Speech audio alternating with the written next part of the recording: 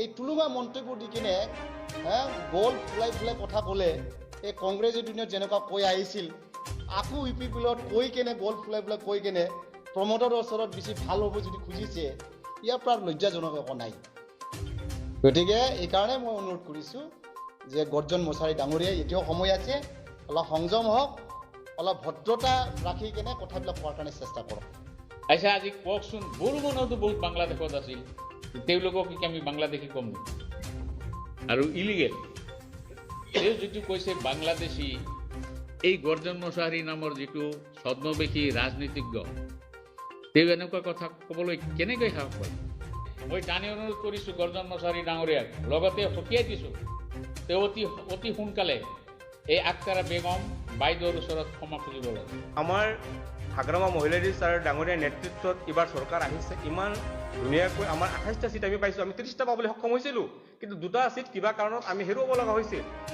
এতিয়া তেওঁলোকৰ কি হৈছে, চকু চৰহা, আনৰ ভাল দেখিব নোৱাৰাজনক কি কয়, চকু চৰহা।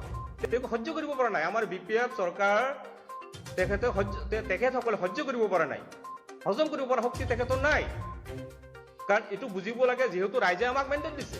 আমিতো যোৱা 5 বছৰ UPPL চৰকাৰ কৰিলে আমিতো একো মাত মাতা নাই, একো ধৰণৰ আমি কোৱা নাই। এতিয়া তেওঁলোকে আন্দোলন কৰি আছে, কি কৰি আছে, ধৰ্ণা দি আছে, কি আছে, এনেকুৱা কিয়? আজিৰ তাৰিখত সমগ্ৰ ৰাইজে, বিদেশী অঞ্চলৰ ৰাইজে BPF দল তথা মাননীয় হাগ্ৰামা মহিলাৰী ছাৰৰ ওপৰত এটা আস্থা বিশ্বাস ৰাখি আজি মেণ্ডেট দিছে ৰাইজে। যদি তেওঁৰ সাহস আছে আমাৰ লগত চেলেঞ্জ কৰক, তাৰ যদি সাহস আছে তেওঁ কেছ কৰি নেথাকিব। বাইদেউৰ কাগজ পাতিবিলাক যদি ডুপ্লিকেট আছে, বাইদেউ যদি সঁচাকৈ বিদেশী নহয় বাহিৰৰ মানুহ, চেলেঞ্জ নকৰা কিয় তেওঁলোকে আমাৰ লগত? চেলেঞ্জ কৰক। পোনপ্ৰথমে আপোনালোকলৈ আন্তৰিক শুভেচ্ছা অভিনন্দন যাচিছোঁ আমাৰ হালবাৰী জিলা কমিটিৰ পৰা। আজি আমাৰ মাজত উপস্থিত কেন্দ্ৰীয় কমিটি BPFৰ one of the secretary Subhash Chandra ডাঙৰীয়া, আমাৰ মাজত উপস্থিত কেন্দ্ৰীয় কমিটিৰ ওৱান অফ দ্য ছেক্ৰেটাৰী তথা এক্স MCLA ৰঞ্জিত খেকৰী ডাঙৰীয়া, আৰু লগতে আমাৰ মাজত উপস্থিত আছে কেন্দ্ৰীয় মাইনৰিটি সেলৰ সাধাৰণ সম্পাদক গাজিবৰ ৰহমান ডাঙৰীয়া, আমাৰ মাজত উপস্থিত হালবাৰী জিলা কমিটিৰ বেংগলী সেলৰ সভাপতি শ্যামল বিশ্বাস ডাঙৰীয়া, আৰু আমাৰ লগত উপস্থিত আমাৰ বন্ধুসকল। যোৱা কিছুদিন আগতে UPPLৰ মুখপাত্ৰ গৰ্জন মছাহাৰী ডাঙৰীয়াই আমাৰ বাইদেউ বেগম আক্তাৰ আহমেদ বাইদেউৰ বিৰুদ্ধে যি অভিযোগ আনিছে, এই অভিযোগ সম্পূৰ্ণ ভিত্তিহীন। কাৰণ গৰ্জন মছাহাৰী ডাঙৰীয়াই নাজানে যে তেখেতৰ মাটি বাৰী সম্পত্তি সম্পূৰ্ণ বিদেশীত আছে। সি কেনেকৈ ক'বলৈ পালে যে বাইদেউ বাংলাদেশী, তেনেকৈ কোৱাৰ সাহস তেখেতে ক'ত পালে? কাৰণ তেখেতৰ নিজৰ ভৰিৰ মাটিয়েই নাই, তেখেতে কেনেকৈ ক'ব পাৰিলে আজি ইটো দল কালি ইটো দল। কিছুদিন আগতে কংগ্ৰেছ কৰিছিলে, জনামতে কিছুদিন আগতে আপোনাৰ MP ইলেকশ্যনত তেখেতেও খেলিছিলে, এতিয়া আকৌ বোলে UPPLৰ মুখপাত্ৰ। কাৰণ ৰাজনীতিৰ গৰ্জন মছাহাৰী ৰও নাজানে। আমি ভাবোঁ গৰ্জন মছাহাৰী ডাঙৰীয়াই বাইদেউৰ পৰা নীতি শিক্ষা ল'ব লাগে। কাৰণ ৰাজনীতি কৰিবলৈ আহিলে অকণমান সাধাৰণ জ্ঞান থাকিব লাগে, এই সাধাৰণ জ্ঞানটো গৰ্জন মছাহাৰীৰ নাই। সেইকাৰণে আমি হালবাৰী জিলা কমিটিৰ পৰা তেখেতক ধিক্কাৰ দিছোঁ। তেখেতে অতি শীঘ্ৰে বাইদেউৰ ওচৰত ক্ষমা খুজিব লাগে, আৰু নহ'লে আমি মানহানি গোচৰ তৰিবলৈ আমি ব্যৱস্থা কৰিম। কাৰণ বাইদেউৰ বিৰুদ্ধে এনেকুৱা ধৰণৰ যে অভিযোগ আনিছে সম্পূৰ্ণ ভিত্তিহীন। আমি ধিক্কাৰ দিছোঁ। কাৰণ আমাৰ মাইনৰিটিৰ পৰা এইবাৰ BPF দলৰ প্ৰধান শ্ৰী হাগ্ৰামা মহিলাৰী দেৱে 5জনকৈ কেণ্ডিডেট দিছিলে, তাৰে 4জন আমি জিকাবলৈ সক্ষম হৈছোঁ। আৰু বাইদেৱে যিটো মঠংকৰী সমষ্টিৰ পৰা জিকিছে, বিপুল ভোটত জয়ী হৈছে। আমাক মেণ্ডেট দিছে, আমাক ৰাইজে মেণ্ডেট দিছে আমাক। কাৰণ বাইদেউ 4700 কিমানটা ভোটত বাইদেউ জয়ী হৈছে। সি কেনেকৈ ক'ব পাৰিলে ইনলিগেল এইটো কোৱাৰ সাহস তেখেতে ক'ত পালে? সেইকাৰণে আমি হালবাৰী জিলা কমিটিৰ পৰা ধিক্কাৰ দিছোঁ, আৰু তেখেতে অতি সোনকালে বাইদেউৰ ওচৰত ক্ষমা খুজিব লাগে। তো আপোনালোকে জানে, আৰু আপোনালোকে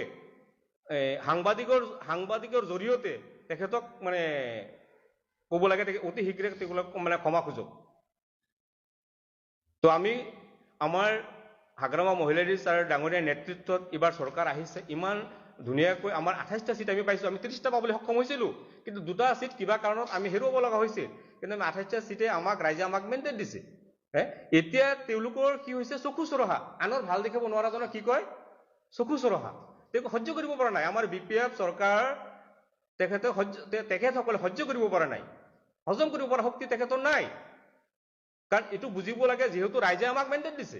আমিতো যোৱা 5 বছৰ UPPL চৰকাৰ কৰিলে আমিতো একো মাত মাতা নাই, একো ধৰণৰ আমি কোৱা নাই। এতিয়া তেওঁলোকে আন্দোলন কৰি আছে, কি কৰি আছে, ধৰ্ণা দি আছে, কি আছে, এনেকুৱা কিয়? কাৰণ তেওঁলোকক ৰাইজে ডিলিট কৰিছে।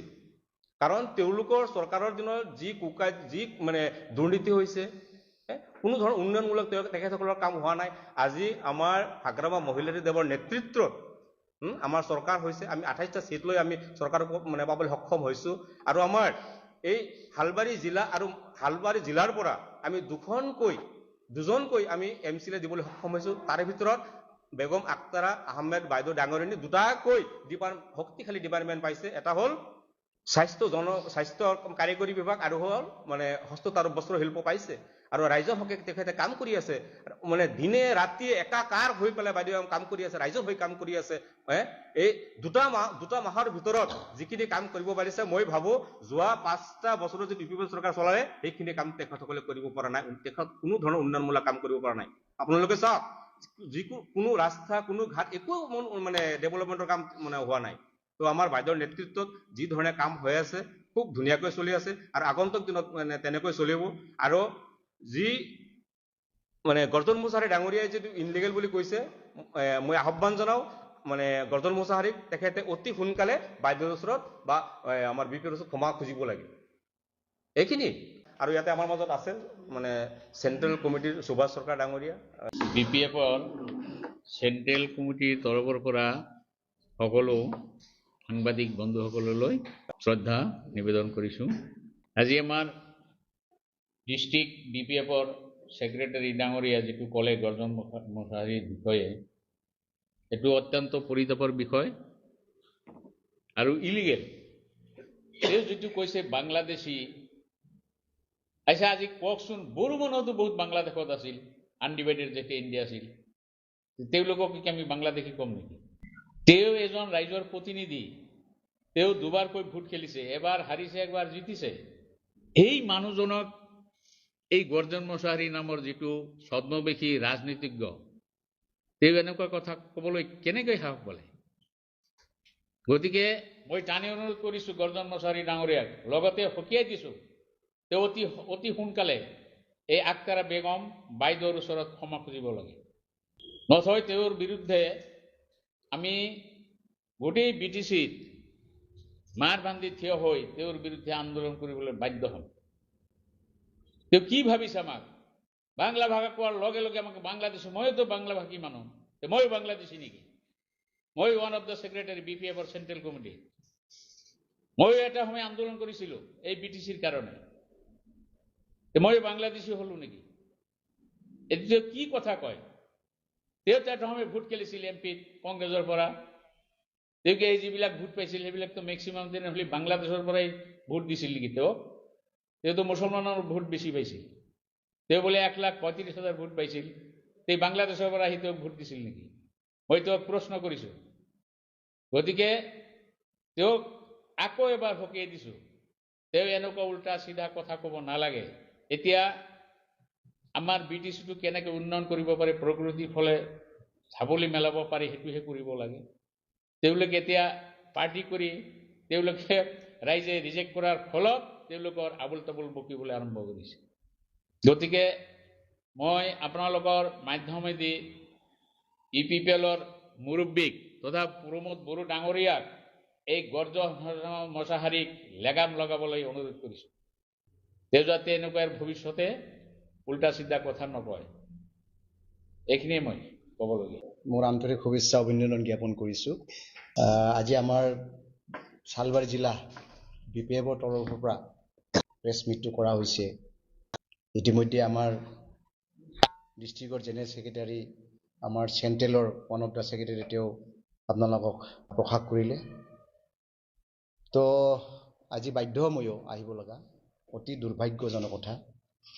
গৰ্জন মছাহাৰী যোৱা 3 তাৰিখত ডিচেম্বৰৰ যিখিনি মন্তব্য দাঙি ধৰিলে আমাৰ বেগম আক্তাৰা বাইদেউৰ ওপৰত অতি দুৰ্ভাগ্যজনক কথা আৰু এই কথাবিলাক আমি সকলোৱে আমি ধিক্কাৰ জনাইছোঁ আমি নিন্দা জনাইছোঁ এজন যদি সঁচাকৈ লিডাৰ যদি হ'ব বিচাৰে তেনেকুৱা আবুল তাবুল কিছুমান কথাবিলাক তুলুঙা মন্তব্যবিলাক দি কেতিয়াও লিডাৰ প্ৰতিষ্ঠা হ'ব নোৱাৰে কাৰণ তেওঁ বেছি দিন হোৱা নাই ইউপিপিএল দলত যোগদান কৰি আজি ইউপিপিএল দলৰ হৈ যিখিনি ডাঙৰ ডাঙৰ কথা কৈছে অতি দুৰ্ভাগ্যজনক কথা বেগম আক্তাৰা বাইদেউৰ বিষয়ে তেওঁ কৈ নাজানে 2বাৰ MCL ইলেকশ্যন খেলিলে বাইদেৱে যোৱা বাৰতো খেলিছিলে যোৱা বাৰতো সুন্দৰভাৱে আজিৰ তাৰিখত গৰ্জন মছাহাৰীয়ে যিখিনি আপত্তি দেখুৱাইছে যিখিনি কমপ্লেইন কৰিছে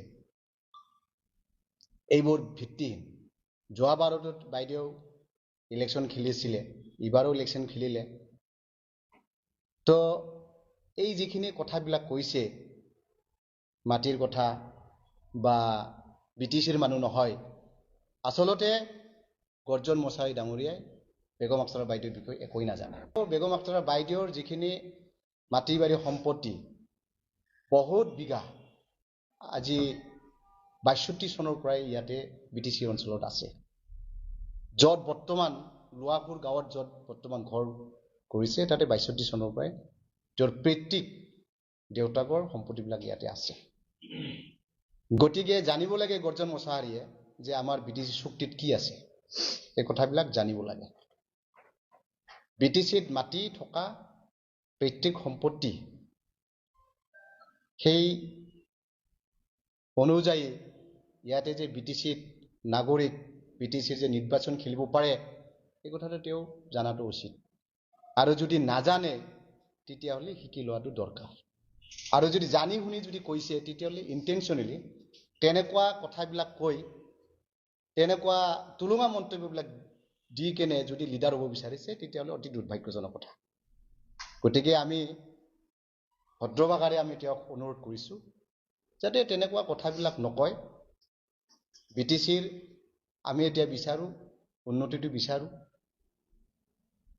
BTC ৰাইজৰ মংগলটো আমি বিচাৰোঁ এতিয়া চৰকাৰ কৰিব পৰা নাই বুলি তেওঁলোকে পৰাজয় হৈছে বুলি আজি গৰ্জন মছাহাৰী ইউপিপিএল দলে লুগাই যেনেকুৱা ধৰণৰ মন্তব্যবিলাক কৰি হেয় প্ৰতিপন্ন কৰিব বিচাৰিছে এইটো একো কাম নহ'ব একো কামত নাহিব আজিৰ তাৰিখত সমগ্ৰ ৰাইজে BTC অঞ্চলৰ ৰাইজে BPF দল তথা মাননীয় হাগ্ৰামা মহিলাৰ ছাৰৰ ওপৰত এটা আস্থা বিশ্বাস ৰাখি আজি মেণ্ডেট দিছে ৰাইজে আজি ৰাইজে মেণ্ডেট দিছে আৰু যাৰ কাৰণে আজি বহুত সংখ্যক সিটত আমি জিকিবলৈ সক্ষম হৈছোঁ গতিকে আমাৰ এতিয়া উদ্দেশ্য লক্ষ্য এটাই যে BTC বাসী ৰাইজৰ উন্নয়নৰ স্বাৰ্থত আমি কাম কৰা এই আবুল তাবুল এই কথাবিলাক শুনাৰ কাৰণে আমাৰ সময় নাই আসলতে এই আবুল তাবুল কথাবিলাক এই তুলুঙা মন্তব্যবিলাক এইবিলাক কথা শুনাৰ কাৰণে আমাৰ একচুৱেলি সময় নাই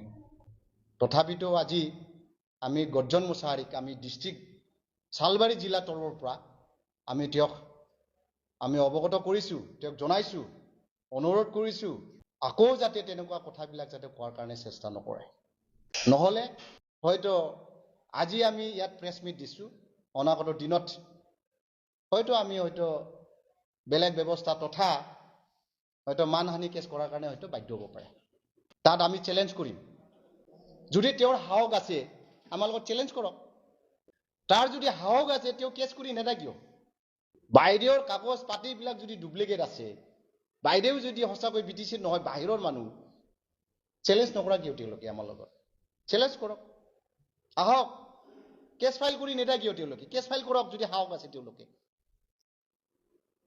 এইখিনি কথা গতিকে এই তুলুঙা মন্তব্য দি কিনে গল ফুলাই ফুলাই কথা ক'লে এই কংগ্ৰেছৰ দিনত যেনেকুৱা কৈ আহিছিল আকৌ ইউপিপিএলত কৈ কেনে গল ফুলাই ফুলাই কৈ কেনে প্ৰমোদৰ ওচৰত বেছি ভাল হ'ব যদি খুজিছে ইয়াৰ পৰা লজ্জাজনক একো নাই গতিকে এইকাৰণে মই অনুৰোধ কৰিছোঁ যে গৰ্জন মছাহাৰী ডাঙৰীয়াই এতিয়াও সময় আছে অলপ সংযম হওক, অলপ ভদ্ৰতা ৰাখি কেনে কথাবিলাক কোৱাৰ কাৰণে চেষ্টা কৰক।